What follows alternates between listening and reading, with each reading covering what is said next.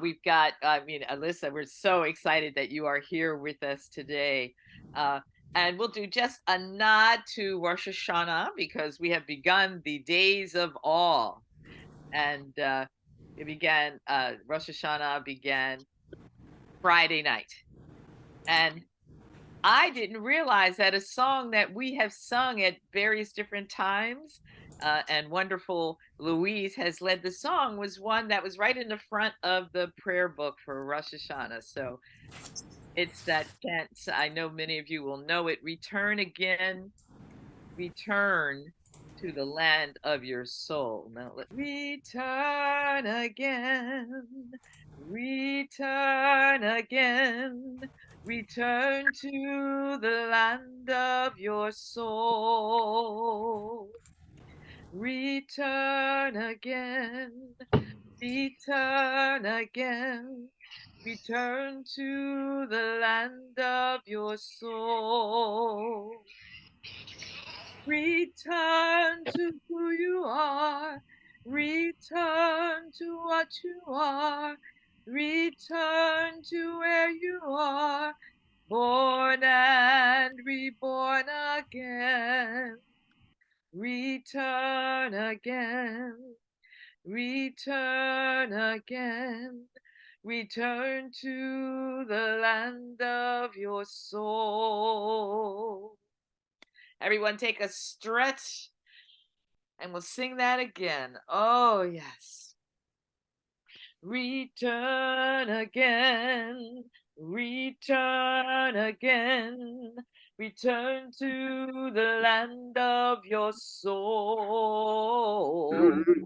Return again, return again, return to the land of your soul. Return to who you are, return to what you are, return to where you are, born and reborn again. Return again, return again, return to the land of your soul.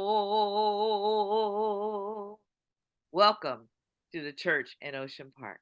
The land was taken violently by the Chumash, the Quiche, and the Tongva peoples. We acknowledge the harms of genocide, forced assimilation, enslavement, and destruction at the hands of U.S. colonial settlerism.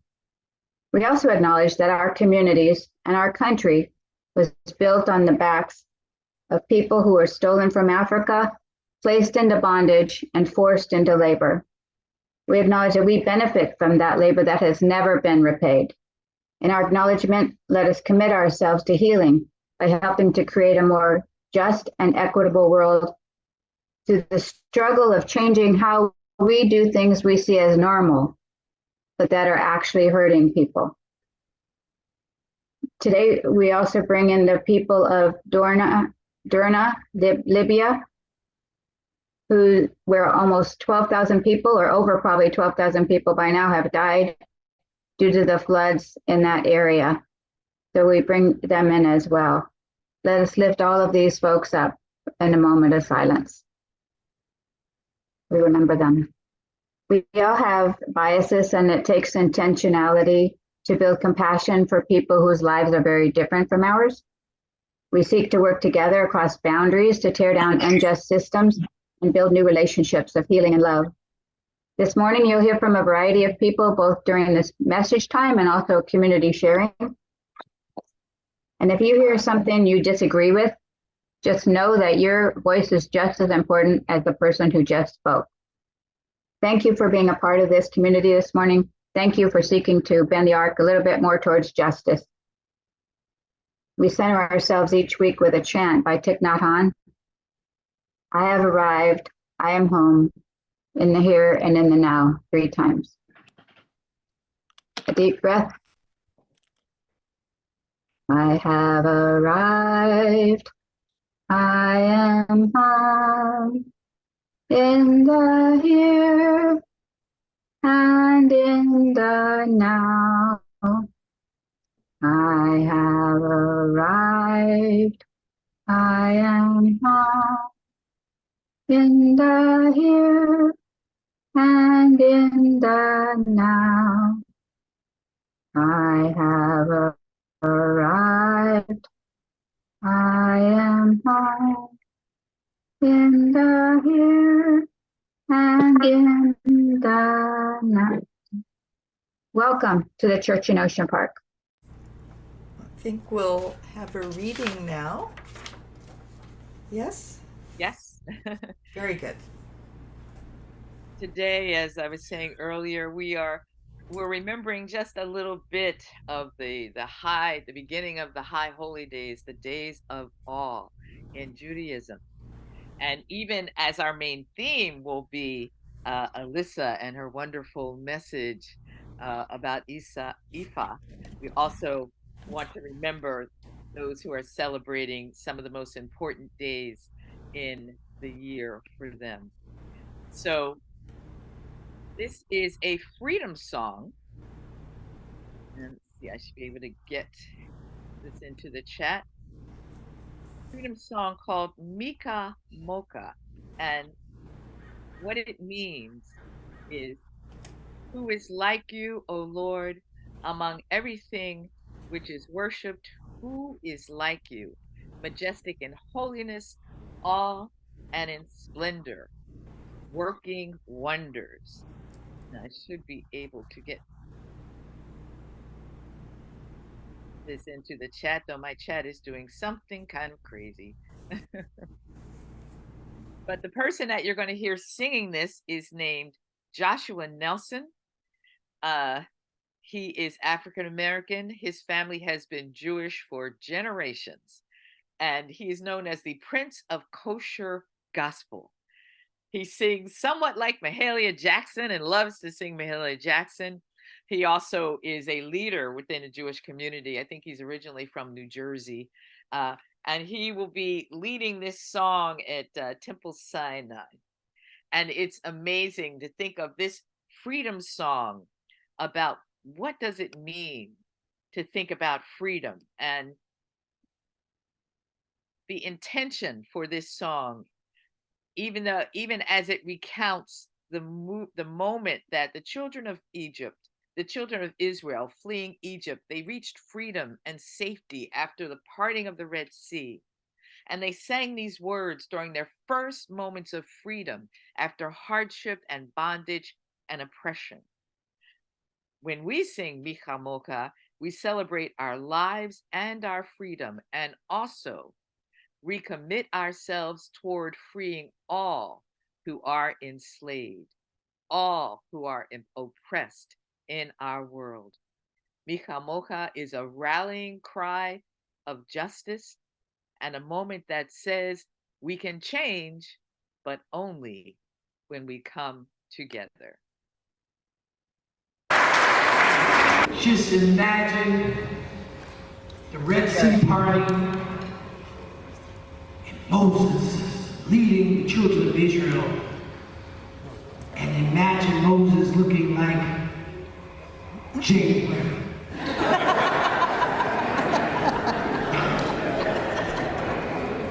And as James Brown leading with Miriam, just picture Aretha Franklin with the timbre. And next to Moses and Miriam, there's Aaron, and you can envision Harry Belafonte. And there's no celebration, no simcha in Judaism without a dance. And so today, I challenge you to dance the piece of Micha Moka. We're going to give you a little bit of that, but give him a little Motown beat.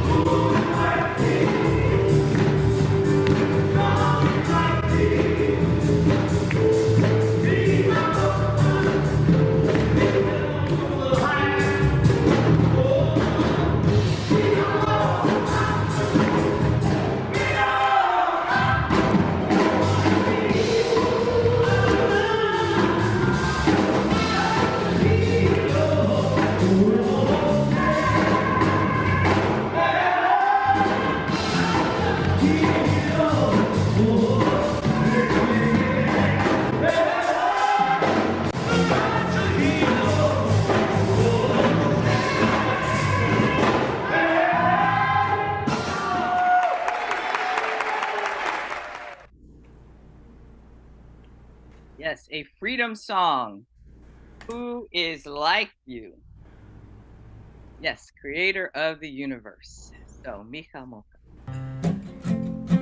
Okay, well, I'm going to sing a song in Zulu. As you might remember, Hurley Jim shared this song.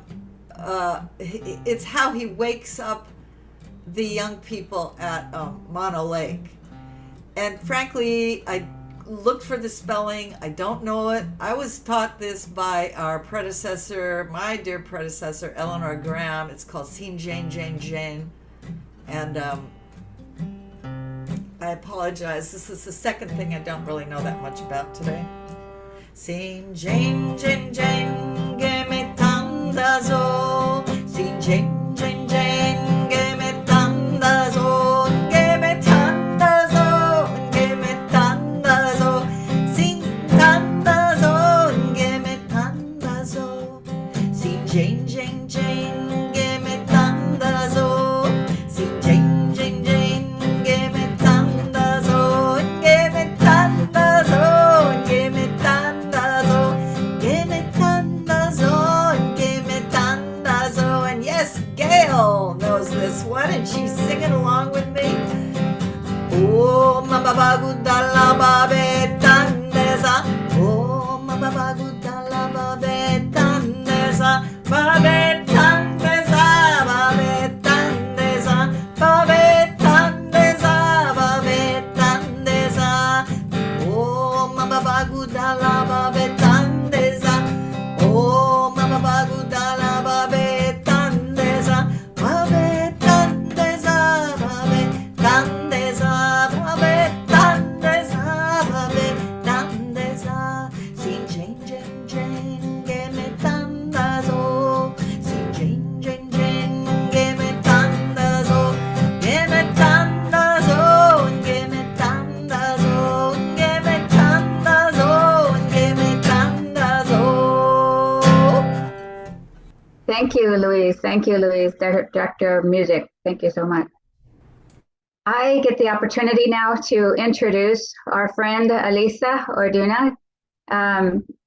Most of you don't need me to introduce her to you, but there's many things about her that you don't know and that I don't know. There's many things about all of us, but she's particularly has a lot of depth to her that many people don't know. So Dr. Alisa Orduña is a practitioner, a policy analyst, collaborator, and thought leader in homelessness services in the United States.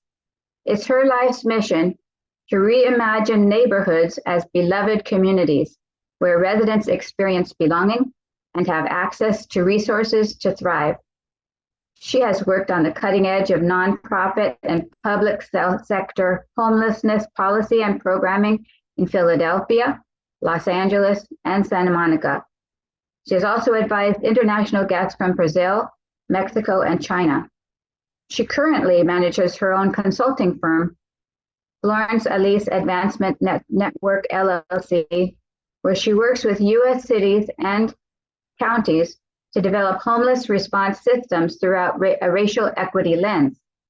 Dr. Orduña is a graduate of Xavier University of Louisiana, the University of Pittsburgh Graduate School of Public and International Affairs, and Pacifica Graduate Institute. Get this, her dissertation, Osun Consciousness, Unearthing Anti-Black Biases in the Homeless System Soul, as reflected in the sacred histories of African American experience. Isn't that amazing? Introduced as an Afro-feminine indigenous approach to understanding and resolve the complex social phenomenon of homelessness and its impact on African Americans in the United States. She is the author of Oshun's Calabash, Dancing Across Cuba into the Memory of the Embodied African Soul and Finding Home and Unearthing the Feminine. Please welcome back and say hello to our friend, Alisa Orduña. Oh, thank you, Pastor Janet, for that beautiful introduction. I feel like I don't need to say anything now. and thank you all. I bring greetings to all of you. When we begin our traditional ceremonies, we often start with libation, which is often a pouring of water. And so I just would like to one, just offer, I'll say it in English, but offering coolness to each and every one of our heads, like our higher consciousness, to all of your ancestors, to your spirit and being that is here present, to all of your homes, to all of your health, to all of the roads that we carry over, and to all of those energies that meet us at the crossroads to guide us forward. So I just want to say that. And also another part of our tradition is we really honor our elders. And so we always ask for permission before speaking. And so I'm not even going to point out who may be the eldest, but whoever just says yes, I will continue.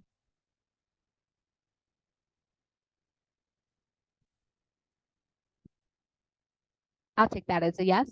Yes. Thank you. Thank you, Brother Craig. Thank you. All right. Now let me share. And I'm with you, Dr. Kim. I hope this works. Let me know if you can see. And I'm also just want to set my timer because I could talk about this all day. I want to honor the time. I meant to do this earlier.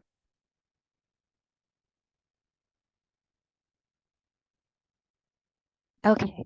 And yes, we can see you. Yes. See, okay, perfect. Thank you. Well, the title of this talk, it was kind of hard coming up with the title, but IFA, an African-centered earth-based practice that saved me. So I'm going to give an introduction to the practice of IFA, which is my spiritual practice, but it'll be through my personal stories and how I entered into this work. So it's not going to be an academic lecture. It's not going to be a perfect what do you call it? A lecture on it, a science-based lecture, but it'll be through my personal story. And just want to recognize Dr. Sharon Johnson, who's here, and my veggie, Dr. Monica Coleman, who helped seed this. So thank you for coming. So just for a little bit of context, Yoruba is a cultural tradition that comes from the Benin and what we call Nigeria today. It is one of the largest ethnic groups, although there are hundreds of ethnic groups within that region. But during the transatlantic slave trade, it was one of the largest that was brought over into the Americas. There are a couple of films right now on Netflix that really give that story. In the diaspora, we've seen the retention of these cultural practices and kind of, I would say, reinfusion as we're able to go back and forth now in greater ways. But we see them in Brazil. So the top picture of the woman dancing in yellow is giving honor to one of our deities, or what we call Orisha, Oshun, out of the Brazil tradition. Of course, if you've ever visited New Orleans and the African influence and the practice of the different cultures coming together in Congo Square, in the bottom kind of right-hand corner is in Cuba, and honoring one of the Orisha that we call Eshu, or throughout the diaspora is also called Elegba, who's kind of stands at the crossroad, and we call him the universal police energy that is kind of that consciousness. Do you do right or do you do wrong? Always kind of watching. And then, of course, in Haiti, out of the Fon tradition of voodoo.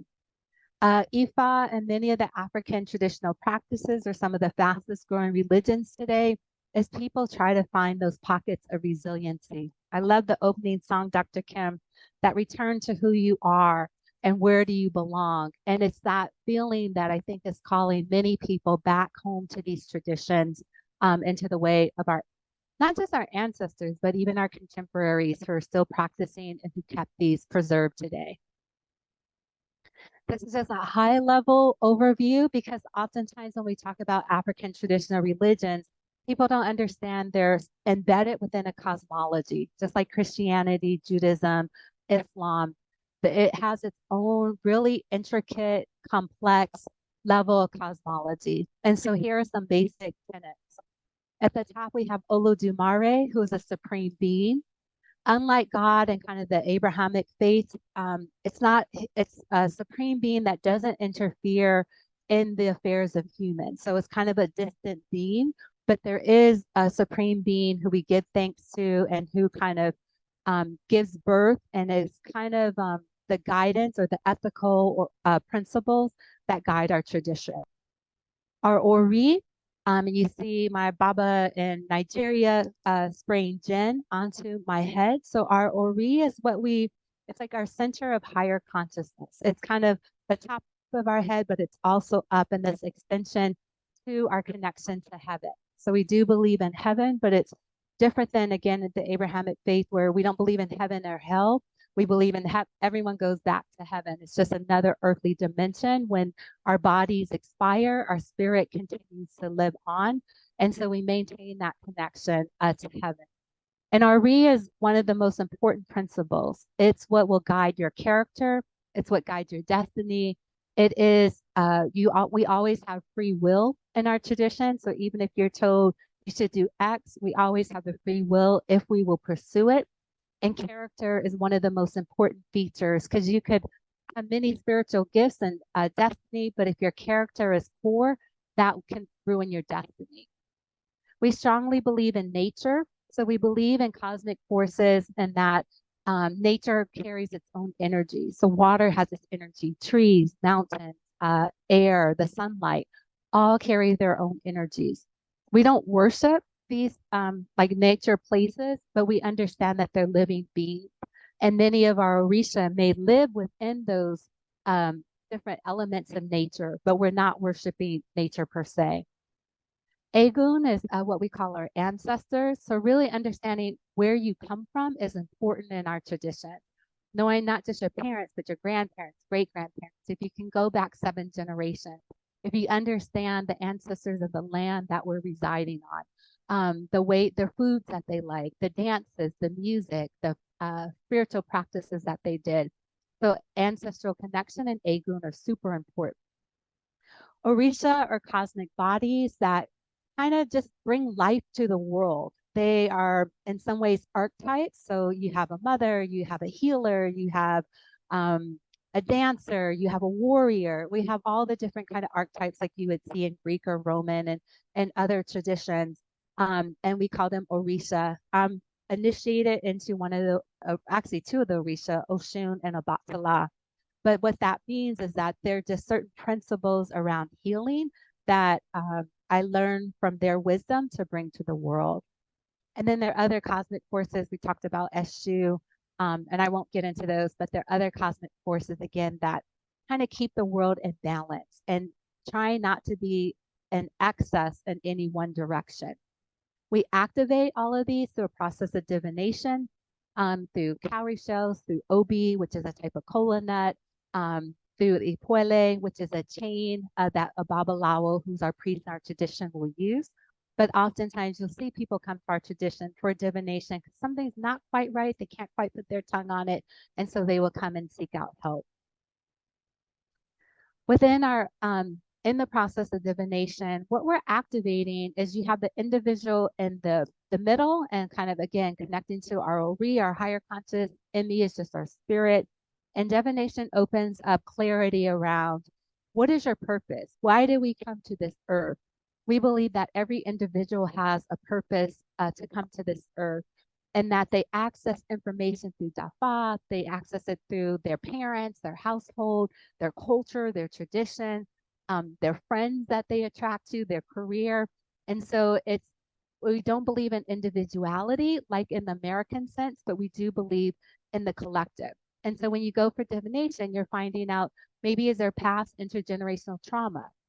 Is there something in your future that you should be aware of? Maybe I have an addiction or something, and that can impose or block something that I should be doing in the future.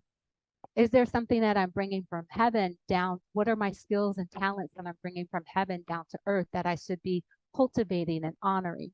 And on earth, what should I be doing? And so we give that kind of guidance within divination. And again, oftentimes people go when they're feeling an illness or they're not feeling quite right.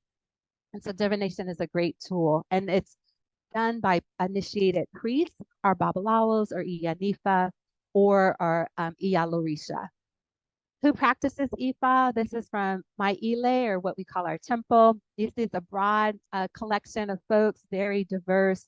Again, people from all walks of life. We have people that are still practicing Christians or Buddhists or Hindu or Muslims that still come to practice Ifa. So it's very diverse. Ancestral connection is just a huge piece for us. On the left-hand side over here, I don't know if you can see the mouse, That's actually my mom who's passed away, her grandmother, older sister, and an uncle. Over here, my dad's family, my great grandfather, my aunt, and my grandfather and his mother. Here was on a trip to Ghana. And just for me, trying to, even before I became initiated, trying to understand this connection. This was a priest in Ghana at Cape Castle. So if you've ever gone to any of the memorials for the slave trade, there's often an indigenous priest inside. This in our tradition, we activate tools sometimes to help us keep our prayers focused. So this is what we call my Agun stick. And here we were consecrating it, my Baba and I. And this is what it looked like after it's consecrated. So with the ribbons and the scarves around it. The calling, I love this picture. I think this was just after a bath as a child, but when I look over the trajectory, I think about the calling to priesthood in particular.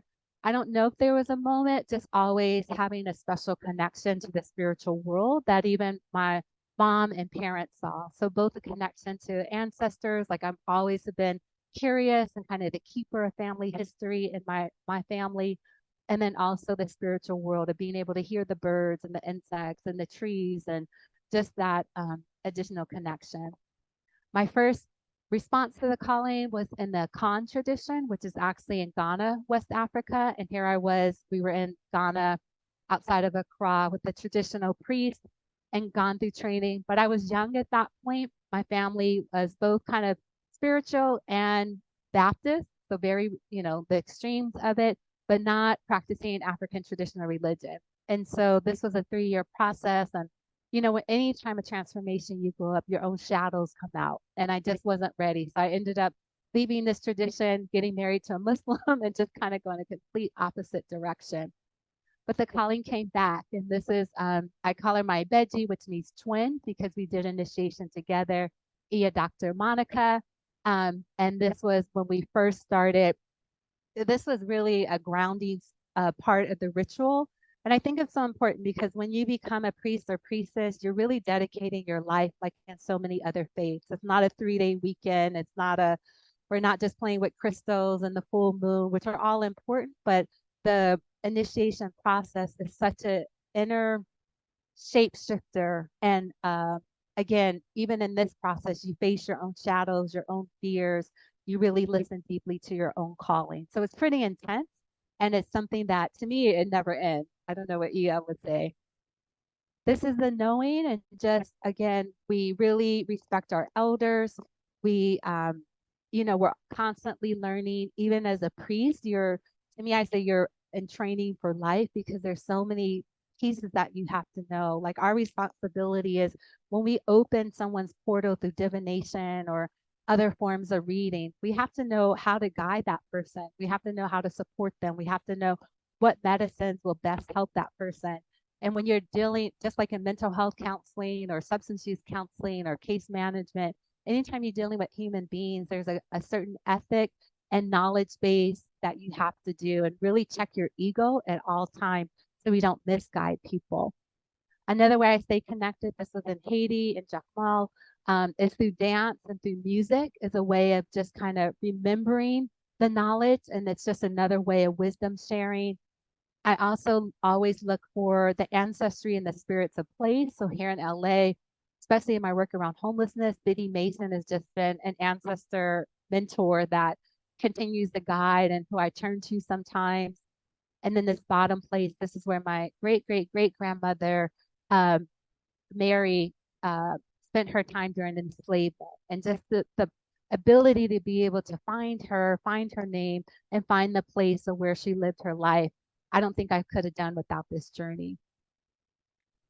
The work around homelessness, here's Osun consciousness and kind of the 2 pieces around my dissertation, and recognize if I took homelessness out of a white supremacy framework, what would be possible solution? And to me, Osun consciousness is recognizing that indigenous part of ourselves that longs for a connection to our ancestors, our land, our community, and our tradition. And that kind of makes us who we are.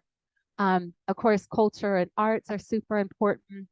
The books that Pastor Janet mentioned, And for me, really working around healing with women and girls is super important.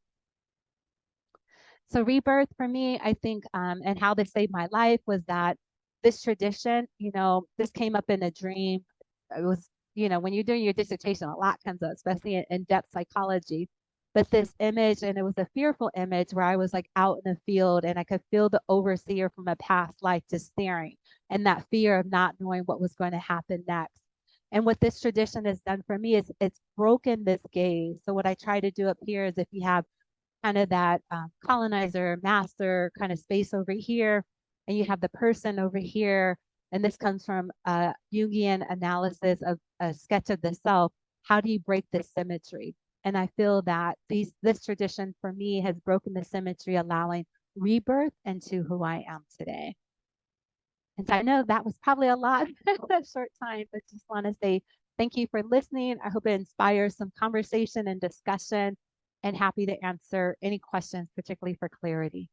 Sipumbe, Africa, Sipumbe, Africa, Sipumbe, Africa, Sipumbe, Africa, Sipumbe, Africa, Sipumbe, Africa, Sipumbe, Africa, Sipumbe,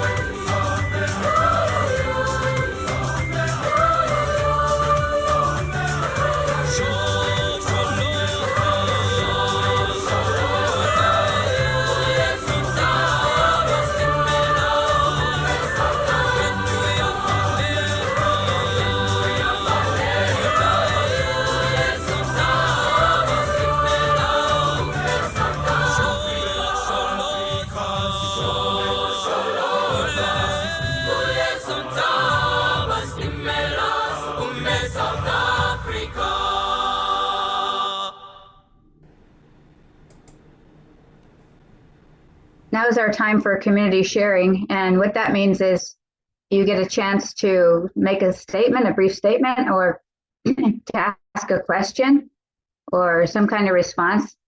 And it doesn't matter if this is your first time here or you've been here ever since you were born practically.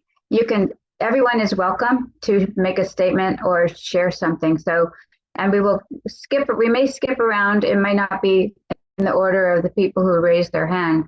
So if there's anybody who would like to make share something, you go to the reactions and you raise your hand the Zoom way, or you can just wave at me and we'll try to see you.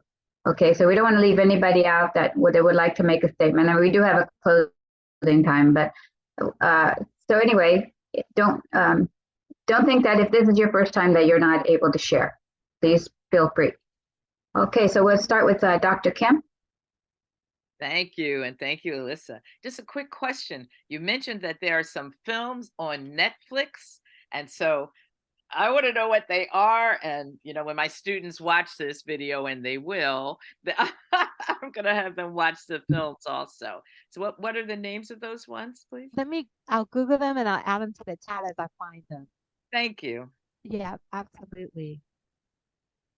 Thank you so much. Okay, Craig Ali.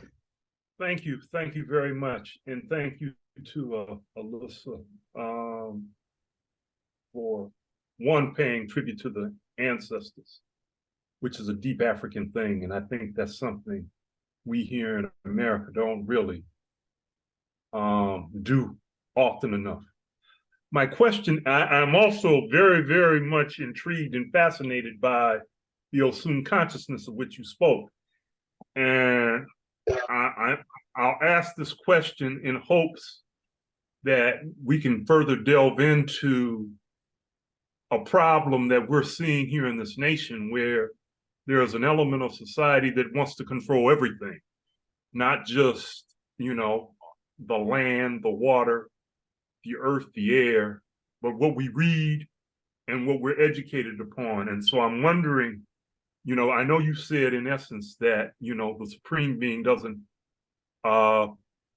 interfere in the matters of humans, but so my question becomes, is there something that could be invoked possibly through Osun consciousness that could address, what it is we're going through and shield us from the trauma and harm that these elements, as part of this movement is geared at towards us within that respect? Yeah, thank you, Mr. Craig, for that. For me, Osun consciousness is that remembering of the connections that we had. I'll speak from my family's African American tradition that weren't even that long ago. So the idea of connection to culture and community and to land, when I think about family in the South and the idea of kinship, and even as people migrated to the North, my family went from like Mississippi, Memphis, Chicago, and then came out west, that there was this reaching out. So when someone came to town, there was a place for them to stay. They didn't have to be blood related, but they were from the same hometown or church, or someone called and said, hey, my cousin's coming. Can you look after them? And I think we lost some of that. Some people say during the crack epidemic, I think it was more systemic than that. When I look at housing policy, when I look at the golden standard is a single family home, with a nuclear family where it's only like the mom and dad, and the idea of intergenerational living is something that we look down on, like somehow you're not successful. So I think it's re-looking at, even just in our traditions, how do we connect to family again? How do we connect to land? And it's hard when land is so expensive and to access, but land provides safety, protection, food. It's a place where family could come and gather. And now most people are living in, one-bedroom apartments. So how do you have everyone, where do you go for the holidays? Or if someone is in need or crisis, where can they stay with you? So that's to me what Osun consciousness did, was understanding what are the roots of those traditions that I kind of remembered growing up that I feel like we have lost, and how do we reclaim those? And I would say knowing family. It's amazing to me how many young people don't know their grandparents. So let alone their great grandparents. And that's something on us that whatever shame or family trauma, how do we work through that? So at least people know who they are. Thank you. Thank you so much, both of you. Bob. Thank you, Alisa. That was a beautiful presentation. My question, well, I have a comment and a question on the topic of ancestry. As a European American, and I think European Americans in general, if they're honest, we have to look back and see that our ancestors have done a great deal of damage, to say the least, involving such things as enslaving people, committing genocide, despoiling the earth, and so forth. so that if I'm seeking higher spiritual and ethical ground, I have to do quite a bit of rejecting of traditions that my ancestors are still trying to hand down. And I wonder, in your experience with, ancestry being very important, is there any kind of similar, while gaining the advantage of all the positive things our ancestors can bequeath to us, is there also any kind of need to reject some aspects of that? I'm not assuming that our cases are symmetrical, but I'm just wondering how that is for you. Yeah, no, that's such a great question, Mr. Bob. Because in ancestral work, we have to bring ancestral healing, and we have to shift the energy of of the harm that ancestors may have done while they were on earth, because they're leaving behind a wake that we're still suffering under. And in some ways, by rejecting it and not dealing with it or not healing it, we're still going to act it out. So we have to face kind of that dark night of the soul and figure out ways, how through our prayers can we elevate, how through ritual can we elevate those harms. Like, I'll give an example. My great grandfather, my grandmother's father, was an alcoholic and kind of very abusive. And so instead of just letting that go so that I don't see alcoholism continue in our lineage, or domestic violence continue in our lineage, doing rituals around how do I help his spirit elevate? Because the spirit isn't dead, it's just not in a body. It still has the opportunity for redemption. It still has the opportunity to heal, and it still has the opportunity to elevate. And so my prayers are around elevating. Now, the protection versus rejection is like, don't come in my house, don't come in my dreams till you get your stuff together. Like, having that, just as if he were alive, those honest boundaries and those honest conversations around, to be active in my life, I need you to show up this way. I need you to do some work and do some healing. And so that to me is so important, because when I see particularly like our white siblings reject their ancestors, that's putting extra burden on me. I still have to deal with that energy, and I still have to deal with the consequences. And so I'm like, please help me, deal with your ancestors. I'll deal with mine. And together, hopefully we change it for a better world. And there's a couple of Babalawos who specialize in that, and I can put their information in the chat too. Thank you. Thank you very much. Oh, that was very helpful. Question. Thank you. Yes. Yeah. Great. Very helpful. Thank you. Jerry? Oh, all right. I forgot I put my hand up. Guess a force of habit. Oh. But I just want to say, I said, Well, we can. Alisa is one of my favorite people, and the work she does really enhances that admiration that for years. And as a atheist, a Jewish atheist, if that's possible, on this Rosh Hashanah High Holy Day, that's still trying to be, if possible, spiritual and ethical, and realizing my own flaws and wanting to atone and be grateful. I always think back on this day, decades ago, when my best friend died from an overdose of heroin on my living room rug. Police took me down to the police station to book me for murder, and all that chapter in my life and how that went down, and how grateful I am to have had friends and everyone and people like all of you at the church in Ocean Park, and that there's a lot of repaying I have to do, and a lot of debt I owe to everyone on planet Earth, even though I have my own limitations and emotional baggage myself. So I just want to thank you, Alisa and Janet, and everybody here, for everything during this time. And it was a really, really interesting talk today. Thank you, Terry. Thank you, Terry.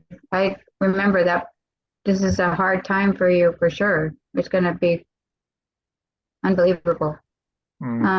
Rachel. Good morning, everyone. Thank you, Alisa. As a Wiccan, I would say 99% of your presentation resonated with me. With the self being the beginning. I know your diagram had the self as in the center, but I look at it more as the beginning of spirituality, where it doesn't come from outside, it comes from within. I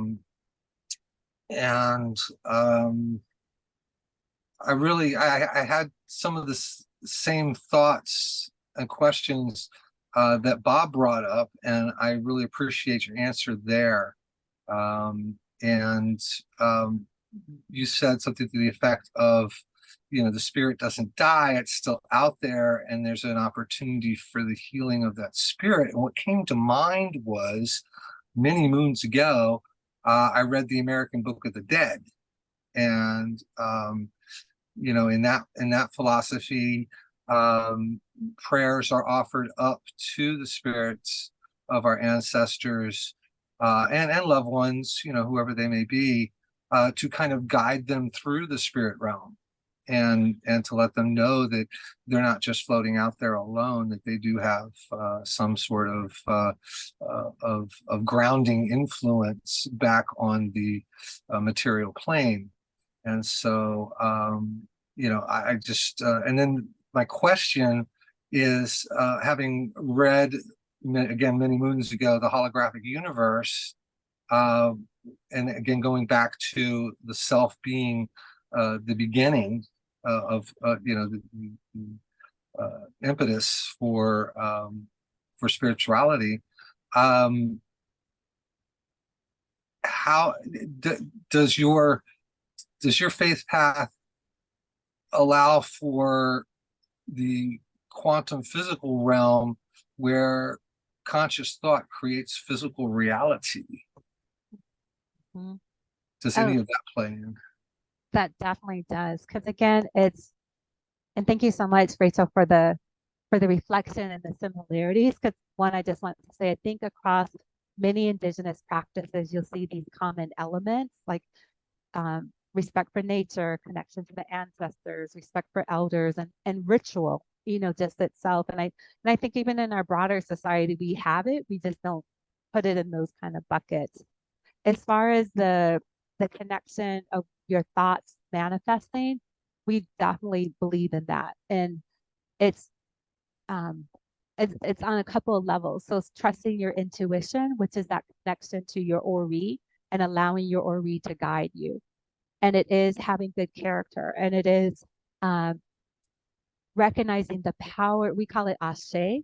So it's like the magic, if you will, or chi. I think in some cultures they say chi, but for us it's the ashe, and that is the energy that you can put out to the world. And so if it's negative, if you're self-hexing, meaning like, oh, I'm fat, I'm ugly, I'm never going to accomplish that, that does become your reality. And so if you're in that state, how do you elevate? And that we do through ritual, through dafa, through this community sometimes coming and hugging up on you and loving up on you and trying to be that mirror to help you navigate through that time till you can really feel it inside of yourself. So definitely. Yeah, I could go. The metaphysical, that's my world. Okay. I love that. So, but I won't. Great. Thank you both so much. Chaplain Joseph. Yes, thank you, Alisa. I was just wondering, I had a question similar to Bob's, but I was just wondering whether when I am into astronomy a little bit, and when you look at the stars, when you look up into the heavens, into the stars, into space, there's a lot of mythology and stories and even religious spiritual symbolism and wars and family relations, and there's a lot of mythology surrounding how stars were born and what their name was, and whether this group of stars is the father of another group of stars. There's a lot there that seems similar to the mythology and the spirituality that surrounds human life and our ancestral life. And so I was wondering if that may be something that maybe people who are not religious or who are not mainly Africans may be able to glean something from that environment as well. Oh, absolutely. You know, I shouldn't blame, but I would say some of the conversations or how conversations came out of the period of enlightenment. And when you think about the Cartesian split with Descartes and this whole movement, the emergence of science, but I think it was to the detriment of nature and living beings and kind of indigenous practices, because it was the idea that matter is dead. There isn't forget spirituality, there isn't a consciousness. But yet science has even proven, when you look at trees and how trees interconnect through the root systems and make sure water is sprouted, or the seeds that have to have fire, you know, to come back to life, or like you said, the stars and the different constellations. So I think, again, it goes back to balance. And so I do think it's, if you just look at nature and patterns in nature, and you can, you know, if science is your way of understanding that, I think it's good. I guess I would just say it's like recognizing that many things beside have consciousness, and that we should just be respectful. We're all coexistent. And you can't, you know, it concerns me, all of this activity happening in space right now, because I'm like, what harm is that having? Even if, forget from a spiritual perspective, it's adding extra pollution that we know that's going to have an impact on something. So how do we just become more intentional in our actions and understand that we are part of a greater network of connectedness that sometimes I think modernity with its individualism, capitalism, and all those things overlooks. And that's a part of, that's a healing I think that we have to do. So thank you, Reverend Joseph, for bringing that up. Thank you all for your sharing, and thank you, Alisa. This has been a rich morning, a very rich morning, and I know that you could see from the discussion and the questions that we could have a long time to talk about this, and with you, because your experience and your knowledge, and it just opens up so many doors and so many questions and avenues for new discoveries. I think all of us saw things that overlapped with some of our own faith beliefs and our own faith traditions. And then some of it, I was beautiful. It's a beautiful spirituality, really beautiful. I really learned a lot, and I appreciate so much you being here. So thank you so much. Thank you. And Reverend Janet, I just want to say a quick welcome to my colleague, Janet Kelly. Sanctuary of Hope is an amazing program that works with unhoused youth, and they take it beyond placement into housing. They just recently came back from Cuba. Louise, they did a trip to South Africa. So it's, once youth are housed or in that transition, it's how do you show them the rest of the world, and how do you help them embody their experiences through these travels. So just want to give a shout out to her, and hopefully maybe her and some of the youth could come back at some point and talk about their experience in Cuba. Janet, we'd love that. Would you like to say anything? Oh, no, thank you very much. And thank you, Dr. Orduña. Yes, I'd like to know about your work more as well, and how we could be supportive. So sometime we could talk about that maybe. So anyway, thank you all so much for being here, whether this is your first time or not. And thank you for those of you who are here for the first time. It's always a courageous thing to do to come to the church in Ocean Park because you don't know what you're going to find. So no matter if you've been here before or not, it's that way for all of us. We don't know what we're going to find. So thank you. Thank you, Janet. Well, I have to say, I know what I'm going to find. No matter what subject it's going to be justice and hope and caring and bringing so many people together, which brings me back again and again and again. So I'm so grateful to get to be a member of the church at Ocean Park. So everyone, please take a nice stretch. Yes. And it's interesting, I kept thinking, what would be a good song for after community sharing? And I think that the ancestors and friends who have gone on have sent this one. This is one, we've done this one recently, but it seemed to be the right one again for today. It comes from Sweet Honey in the Rock, and of course the composer is Issei Marie Barnwell. For each child that's born, a morning star rises and sings to the universe who we are.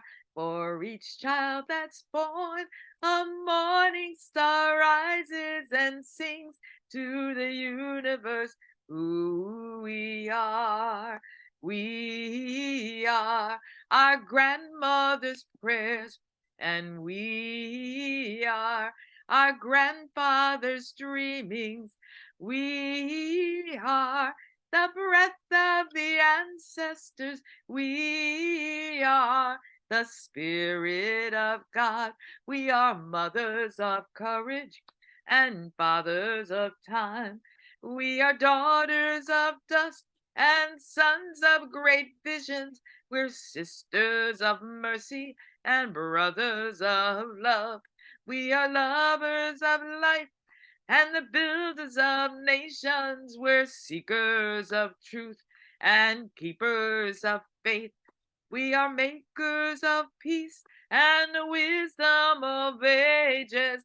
We are our grandmother's prayers, and we are our grandfather's dreamings.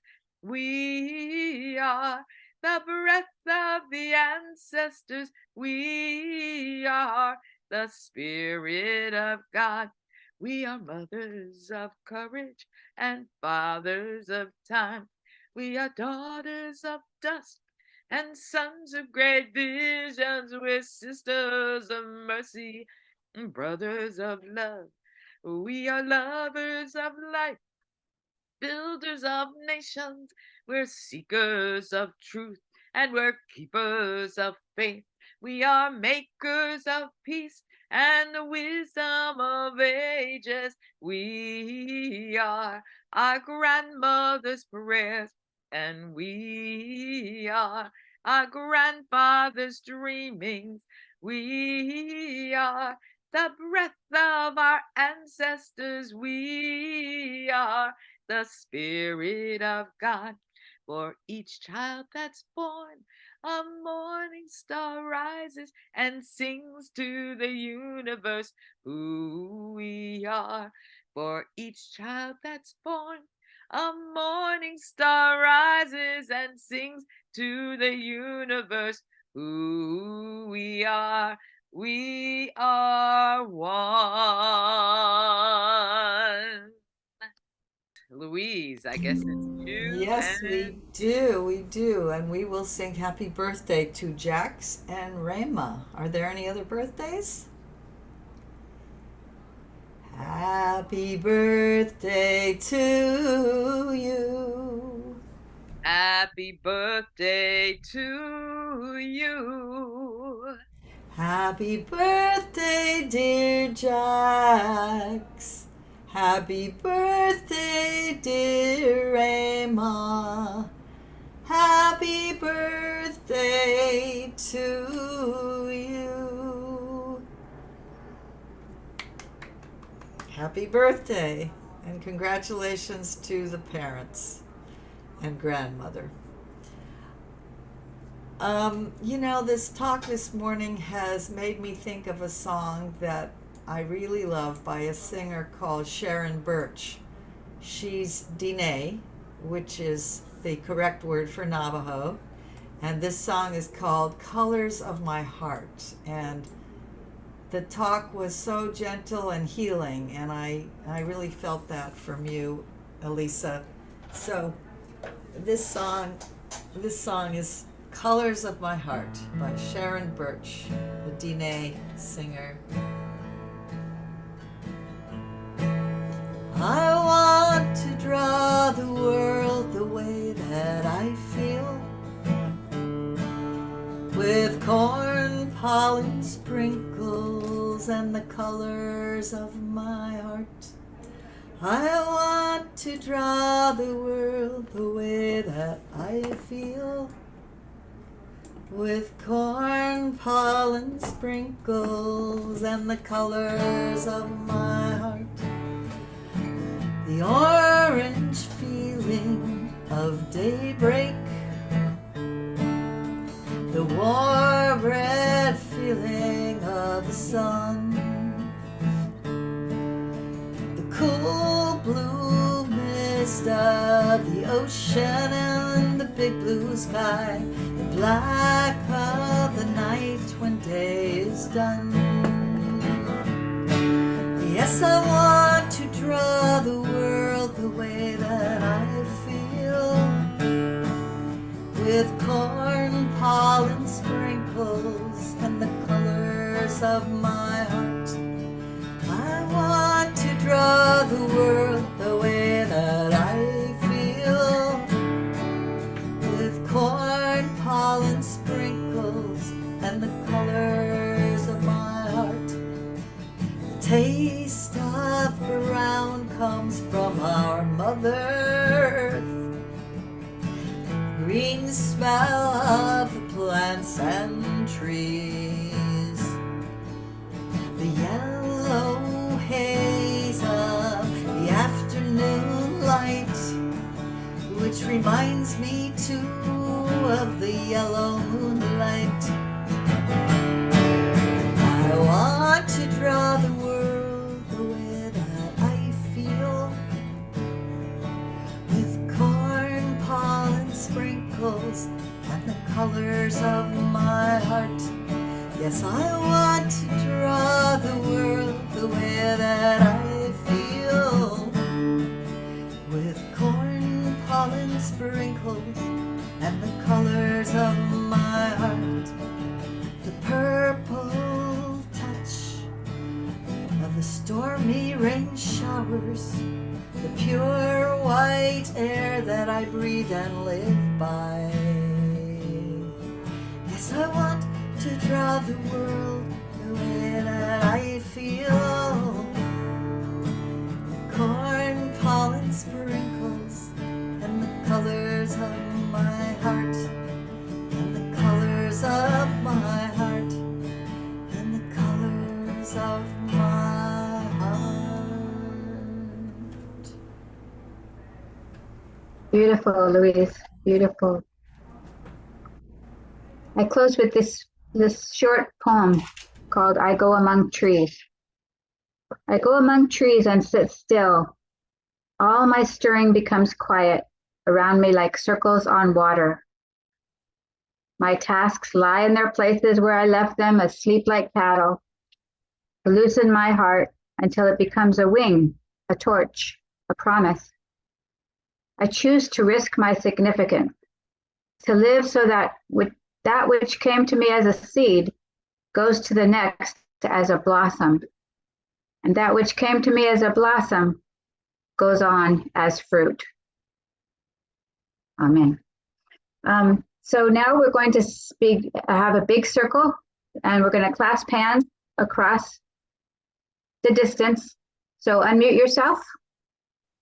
First, unmute yourself, and then we're going to hug some of the people that are here that we really would have hugged if we were in person. We're hugging Linda and Craig and Bonnie and Jerry and everybody that's here. We're going to just hug you all. All of us are hugging each other. We're one big hug And we're going to say together, carry on. 1, 2, 3. Carry on. Carry on. Carry on. Carry on. Thank you. Thank you, Pastor Jack. Beautiful.